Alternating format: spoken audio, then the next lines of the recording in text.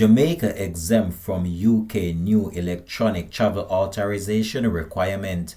Hi again and welcome. This is Links 007 TV News Report, and we'll be right back with the full details to come. Welcome to Links 007 TV News Report, providing you with the best in local and international news updates.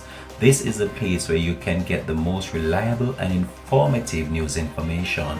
Links 007 TV News Report. Welcome back and thanks for joining us. This is Links 007 TV News Report. The British High Commission in Jamaica has moved to clarify recent media reports and public discourse regarding the United Kingdom introduction of the Electronic Travel Authorisation (ETA) requirement for those visiting from several countries, including some Caribbean nations.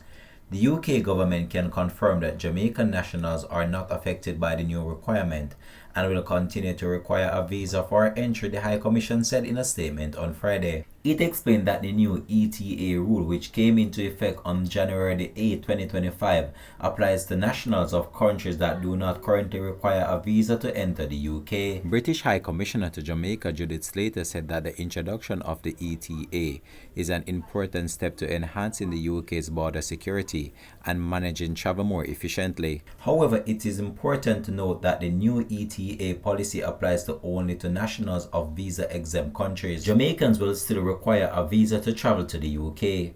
We encourage all Jamaican nationals to refer to the official UK government website at www.gov.uk for full details on visa application procedures. The High Commission says it remains committed to fostering open communication and providing timely, accurate information on the UK immigration policies and more.